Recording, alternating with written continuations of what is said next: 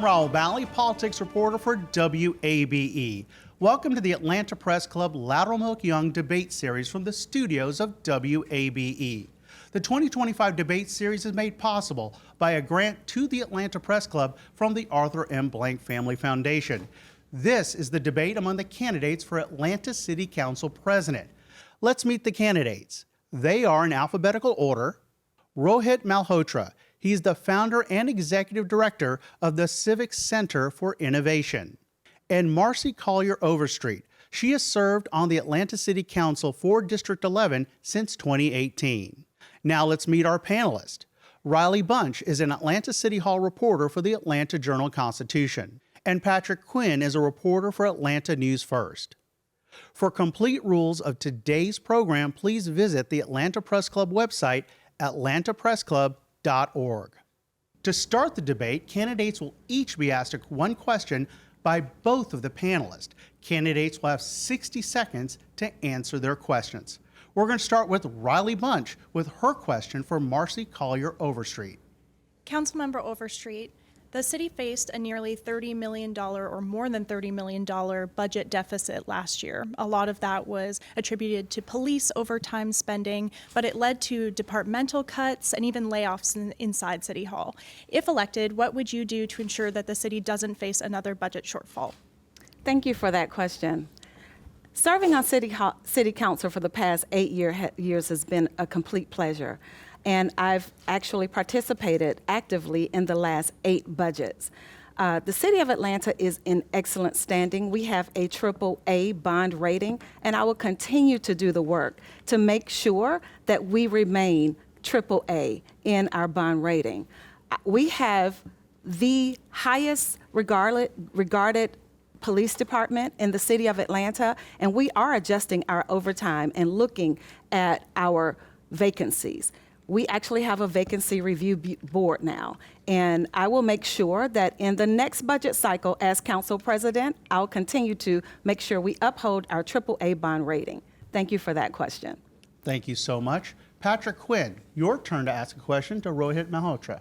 Mr. Malhotra, question for you. You've talked about how if you were elected council president, you want it to be way more than just running meetings, that you want it to be an independent office centralized in public policy.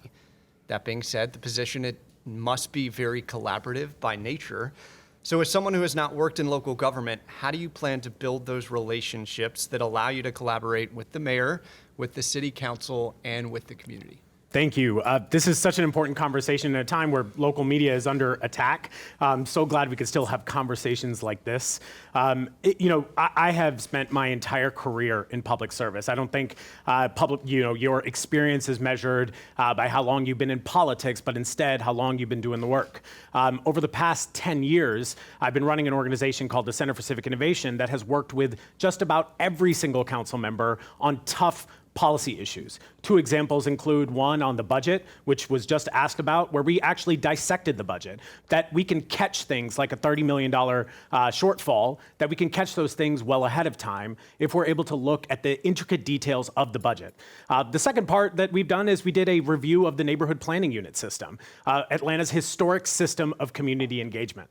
This is work that I am proud of, and I see this as a policy role just as all of the other city council presidents see this role is a role that is supposed to be focused on public policy independently from any other office. Thank you so much, Patrick. We're going to stay with you. Your question for Marci Collier Overstreet. Councilmember Collier Overstreet, last week, I know you heard about this, Mayor Andre Dickens announced a new $5 billion initiative to invest into neighborhoods. It would require extending all 8 TADs to fund that. You've been very critical over your time on council about the More MARTA program and the project list of where it was and where it is now, and seeing that level of execution. My question to you is, first, do you support extending all 8 TADs as part of this neighborhood initiative? And secondly, how would you ensure that a list or any sort of plans that are announced on the foreground are actually followed through? Thank you for that question. First of all, I would like to say that there's not been enough information and presentation done to council about the TAD extension for me to actually have an opinion about what the mayor is actually socializing right now. I think there are more conversations that need to be had with those that share the TAD with us. That would be APS and Fulton County, and I'm willing to be as collaborative as I've always been while on council to have those conversations about TADs. I am one of the council members that actually agreed to close a tab before. And I think that it is necessary for us to look at our TADs, but the main reason that the mayor is doing the roundabout, talking about TADs, is surrounding equity and building economic mobility throughout all of our neighborhoods in the city of Atlanta. So we can't just focus on the TADs. We need to focus on exactly what it is we're trying to accomplish with those TAD extensions, if that happens. And to wrap up our first round, Riley Bunch, your question for Rohit Malhotra. Mr. Malhotra, I think it's safe to say that we're seeing an unprecedented level of federal overreach into local governments right now. Atlanta has lost a lot of funding coming from the Trump administration, coming out of the White House. What do you see as council's role in responding to these decisions and kind of backstopping where we might not have federal support that we had before? Yeah, the role of city council president is to make sure that it is a public advocate, that it makes sure that small businesses and neighborhoods and community organizations, that they have a voice inside of City Hall. We cannot just expect City Hall to go to people. We have to make sure that City Hall is a place where people can come and feel heard. Right now, what the Trump administration is doing is targeting cities where there is a divide between people that is being carved between progressives and people who are trying to move things forward. I think it is extremely important in a time like now to make sure that we are coming together to be able to create a shield for community-based organizations, for the services that people depend on, to be able to find alternative funding sources, because we know that those funding sources are under attack. I think this is where we have to also get very creative. Over the past decade of my work, I have raised millions of dollars for community-based organizations to make sure that we can protect their work, even in light of attacks. We cannot just address these things and respond in the moment. We have to prepare for the long run. Thank you so much. That concludes our first round. In this second round, candidates will ask a question to each other. Candidates will have 30 seconds to ask the question, and then the opponent has 60 seconds to respond, then a 30-second rebuttal from the person who asked the question. By random selection, Rohit Malhotra, you get to ask the first question to Marci Collier Overstreet. Okay, thank you. You're running an ad boasting about an endorsement from a council member who called black people in your district thugs and felons. You stayed silent. You've hosted and sponsored multiple Black History lunches with MAGA Republican Burt Jones, but when he tried to strip Black history out of our schools, you stayed silent. And most recently, a senior member of your campaign sent emails targeting me and threatening my family's public safety, and you stayed silent. Why do you stay silent when it is politically convenient? So actually, none of that is accurate. I am a black woman raised by the city that I love very much, and I actually have black children and a black husband. So I have not been one that would be silent about any type of racism that would happen around the city of Atlanta.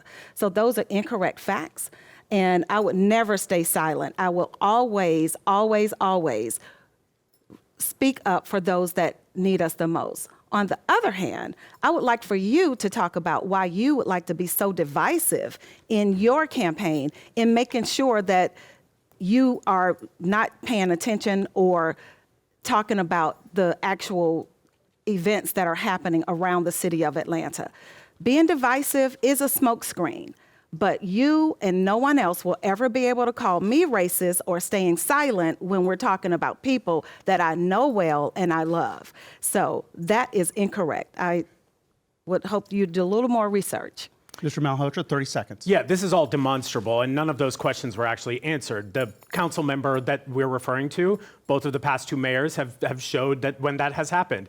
Burt Jones, if that is your friend and you're happy to stand next to him, That's your choice. And when it comes to those attacks that were done by email, it has been denounced by community and social justice organizations around the city. This is not about identity. This is about issues. I am not trying to be divisive. These are the things that make us divisive, is that when we split people and we tear people apart by using identity as a political tool. Now, Marci Collier, Overstreet, you may ask your question to Rohit Malhotra. Thank you. Given that your company, CCI, reported nearly a $400,000 loss in 2024 to the IRS, has lost money in the last 3 or 4 years, yet you've given yourself a 200% raise over the years, and you've funded companies and organizations such as community movement builders that brought over 30,000 ping pongs to throw at city council members. How can you and your positions and your record not be considered public safety hazards?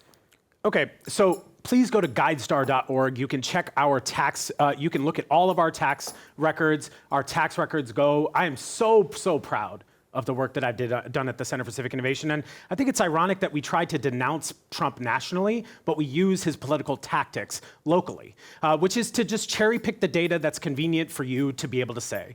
We have given out millions of dollars to Black-led organizations in this city who are working on issues of food insecurity, who are working on issues that really matter for people today. And this initiative that you're referencing, we actually gave hundreds of thousands of dollars to Black-led organizations during the height of the election year in 2021, where we elected 2 Democratic senators to this city. And these efforts and initiatives were meant to help fund people being educated about the elections. And almost every elected official has participated in those processes, which is what you're supposed to do during election years. It is very important that we get our facts straight. I'm proud of the endorsements that I have. I'm proud to earn the support of community every single step of the way, and proud of the work of the Center for Civic Innovation. Marci Collier, Overstreet, 30 seconds to Thank respond. you. Sounds like you probably actually gave away a little bit too much of that $1 million. You probably should have left a little more so that you would not have left a $400,000 deficit in your company. And I would also like to add that just because you say it's true doesn't make it so. Doesn't make it so. So you should probably keep your day job and figure out how not to have a crumbling business. That concludes our second round. This is the Atlanta Press Club debate between the candidates for Atlanta City Council President. We'll now go to our third and final round, and in this round, our panelists will return and ask a question to the candidate or candidates of their choice until we run out of time. As a point of moderator privilege, I may ask a question of the candidates, and will also determine if a rebuttal is appropriate or a follow-up from our reporters. We'll start with Patrick Quinn from Atlanta News First. First question in this round. Thank you. This is a question for both of you. This is the portion of our program where we talk about the Public Safety Training Center. I know that you have talked about it before. It's certainly one of the most controversial, contentious issues that this city has seen in the last recent years. Marci Collier, Overstreet, I know you were on council at the time when this project was approved and carried out. And Mr. Malhotra, I know that you were a fierce critic of it at the time. I guess my question's for both of y'all. Councilmember Overstreet, I'll let you start with it since you were on council at the time. Outside of the project, just focusing on the process of how it was carried out, for a lot of people in the public, they lost some trust and belief in the council and how it was orchestrated. Looking back at how it happened, what would you have changed? And for the next contentious issue, what would you do differently?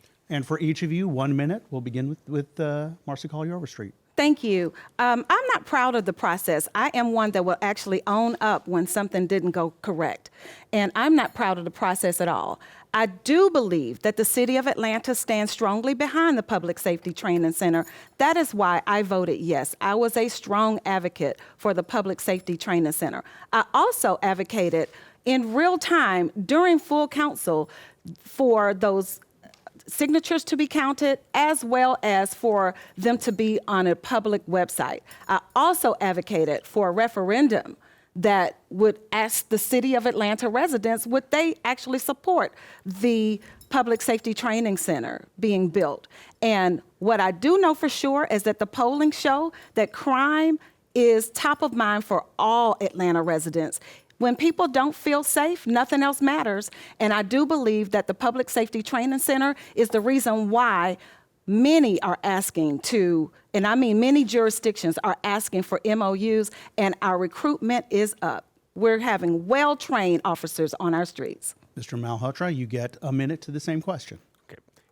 This is what people are tired of in politics, revisionist history. The process of how the training facility was built has everyone agrees on this, that it was not only not done well, but that there were plenty of opportunities for council to step in to make it better. It's funny when council members say that they would have made sure that people had the right to decide, but never once introduced legislation to make sure that could happen. Dr. Bernice King, LaTosha Brown, Ms. Helen Butler, and I wrote a letter to council asking them to let the people decide. And there was no response from just only a couple folks who were able to say, we're going to try our best. And when we talk about making sure that the petitions were counted, we doxed 116,000 people by putting their names and addresses online. We've never had an honest conversation, and we put police officers in the middle of a debate that they did not sign up for. This is not a conversation about policing. It's one that is about land and power. And we need to be more honest about what happened during that process, because this is why the public has lost their trust. So, Yes. Council member, would you like another 30 seconds on this? Yes, please. Mr. Rohit really needs to Rohit. own up. Rohit? Rohit, R-O-H-I-T. Rohit. Mr. Rohit should really own up to the fact that he actually funded groups that wants to defund or abolish the police department. He absolutely should own up to that. And those are the facts. This is what he would like. He actually sponsored for them to come to City Hall and throw ping pong balls at City Council. That's not leadership. That is not leadership. I want to give you one more rebuttal, 30 seconds on this, sir. Yes, we have a revisionist history once again. Remember, the words defund the police, which I have never said, actually came after George Floyd was murdered. And people were asking for changes in policing, and everyone agreed there was public outcry around this issue.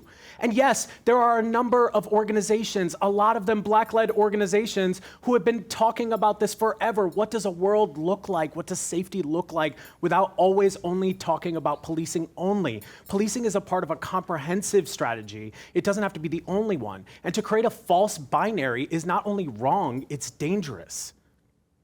Thank you so much. Riley Bunch, your question to the candidate or candidates of your choice. This question is also for both candidates and transitioning to transit a little bit. So Mayor Dickens recently announced that he would like to start construction of Beltline Rail along the South Side Trail. This comes after years of expectations that it might start on the east side.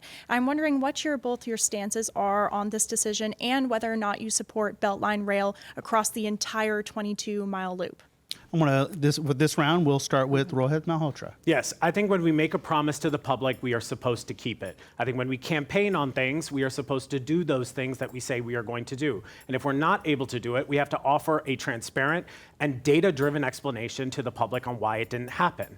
And when we delay on things like transit over time, of course it becomes more expensive. Of course it becomes more inconvenient. We cannot now volley this project and say, okay, well now we're going to get it right on another side of town. The whole point of the Beltline was for it to be an equity project and a transit project to make sure that people on the south side of the city could get to the economic zones that were being created, the ones that we developed out that now we're saying we're not even going to put transit there. I think this is often what happens, is that people self-tax themselves. People said, I am willing to even pay more to be able to get transit within my lifetime. And every single time we are closer to that goal, we switch it up and say we're going to do another study. It's not like the Southside Trail is going to be built overnight, and what I worry is it's just another delayed promise.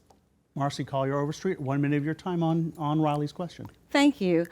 Being a retiree of Delta Airlines, our very own Delta Airlines, and being the vice chair for the Transportation Committee for the past 8 years, I've had quite a few Beltline Rail conversations, and I'm a Beltline fan. Yes, I do believe that Beltline Rail will happen on all 22 miles of our City of Atlanta's Beltline. And I think that'll be a good thing. What I am advocating for is innovative ways for that to actually prosper. And I do believe that that is going to happen. That's the latest conversation. Now, I would love for everyone to continue to have these conversations and advocate for rail on the Beltline. It can look different in different spots, but I do believe that in that transportation corridor, we should absolutely explore all areas, north, south, east, and west Beltline. All 22 miles deserve for it to be a full transit corridor as it's meant to be. Thank you so much. We're continuing our third round of questions coming from both of our panelists. Patrick Quinn, the question to the candidate or candidates of your choice. We'll go for both of y'all again. One of the main priorities for council president is to determine who leads each committee. How will you, Marci, we'll start with Councilmember Overstreet, we'll start with you. How would you pick who's going to lead each committee to ensure there's not a consolidation of power, or there's a balance, that different viewpoints are really represented across the committee structure? Great question. And that is not something that's easy to do. What you would have to do is make sure that you had really good relationships in all of the council districts with all of the council members. And that is what I've done for the past 8 years. It is important for you to know that I've been a collaborator, a consensus builder, and a communicator on city council for the entire 8 years. When Doug Shipman announced that he was not running for council president, I didn't readily think that I would be interested in being the council president, but the relationships that I've developed while on council and going to those council members, asking them, why do you vote the way you vote? What is happening in your district? What type of legislation is important to you? Those are the things that makes a president understand better who is well suited for what. You can change the trajectory of a city with the wrong appointments for council president. Would I, for example, decide who should be, well, I'm out of time, but yes, I think that's an important question. Thank you. Mr. Malhotra, your 1 minute of your time on this question around committee heads, something that the council president does. Yes, I think this question highlights the very importance of the independence of the city council president. The city council president doesn't report to the mayor, does not report to the council, it reports to the people. And I think that we have to make sure that committee assignments are not exchanged for favor or are done in a way that just rubber stamps what the executive branch of government wants to do. It has to be independent. And so when I think about committees, I think about three things. The first thing I think about is expertise. So if you are on the finance committee, but you have never actually done a budget before, it is important that you have the expertise to be able to deliver on the very committee that you are on. The second thing that is very important is perspective and geography. We want to make sure that there is equitable representation across everything. You don't want to have one committee that has only one part of town represented and the other part of town feels like they cannot be heard because legislation can't move through that committee. And the last thing that I think we need to look at is conflict of interest. If you are taking money, for example, from people who get security contracts and you are on the public safety committee, it is unusual and unethical for you to be able to serve on those committees. So I think you should check people's disclosures if they publish them. I'm going to try to squeeze in one more question here in the final round. Riley Bunch, your question to the candidate or candidates of your choice. And this is for both candidates. Again, Rahul, please speed up if we need to. This is on a very specific issue that's going to come up with the next council cohort is the city detention center. So the city has an agreement with Fulton County to lease beds in that detention center, which is up soon within the next year. Advocates are calling for a withdrawal of Fulton County inmates from that center. Would you both support the withdrawal of the inmates and ending the lease agreement at the time that it was supposed to? So to keep this on time, Mr. Malhotra, 45 seconds on this, please. Got it. Yes. We promised the public that this detention center would be shut down. And continuously, council, for the past 8 years, has continued to make decisions and break its promise to the public. You can't just call it the John Lewis Center for Rehabilitation and then not do and practice the words of John Lewis. This is where we could have had a center by now that is actually providing direct services to people, mental health services, healthcare services to people, alternative services. Instead, we're talking about whether people want to defund the police or not, but we're defunding diversion. We have continued to not make this diversion center what it was supposed to be. Community organizations, civil rights organizations have had to beg for their voices to be heard on this. The city of Atlanta needs to get out of the jailing business as it promised to do. Councilmember Overstreet, 45 seconds on that. Thank you. So I strongly believe that our city is smart enough to be a both-and city. And I do believe that, again, collaboration is important and extremism should not be the way of the future for our city. We should make sure that we're constantly collaborating with Fulton County, because you can't be an Atlantan and not be a Fulton County resident or a DeKalb County resident. We have to collaborate with everyone. So no, we don't dictate exactly what happens and it's this or else, and we don't defund it's this or else. We make sure that we stay in a collaborative state. We can do both. The city of Atlanta deserves a leader that knows how to collaborate and knows how to have both services and make sure that we collaborate with Fulton County. That is all the time we have for questions. Thank you so much to our panelists. 60 seconds for each candidate to make a closing statement by random selection. Marci, Collier, Overstreet, 60 seconds. Wonderful, thank you.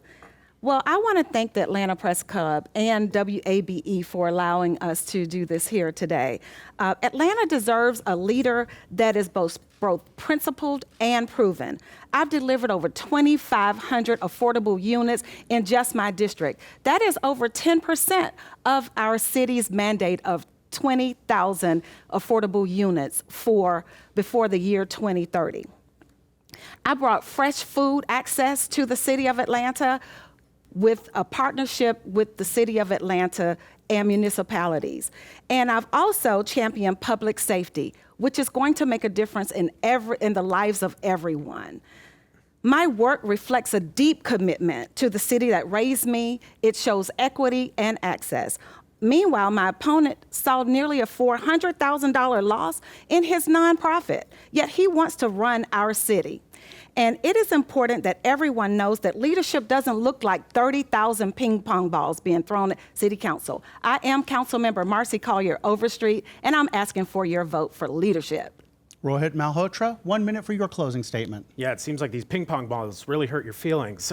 They did. I'm very, very excited to be running for this role because I think it is time for a new generation of leadership that is willing to be bold and transformative.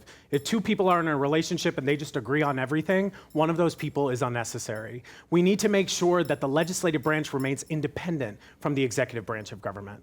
I love this city. And the way that I show my love for this city is through public policy. This is what I have dedicated my entire life to, is public service.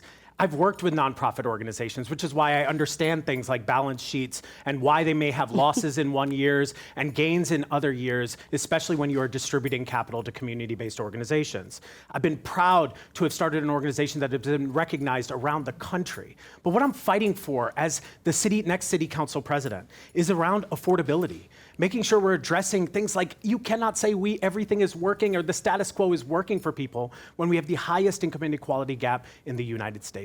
I'm grateful for this opportunity, and it is my excitement to serve. Thank you so much. That concludes our debate. We'd like to remind voters Election Day is Tuesday, November the 4th. Early voting begins October the 14th. We'd like to please ask you to check your polling location for dates and hours for early voting. Our thanks to the candidates and panelists of journalists today. We'd also like to thank the Atlanta Press Club and WABE for organizing today's debate, and a special thanks to the Arthur M. Blank Family Foundation for their support of our debates. For more information about the debates, go to atlantapressclub.org to see other debates we're hosting this season. I'm Rahul Bali with WABE. Thanks for joining the Atlanta Press Club Loudermilk-Young Debate Series.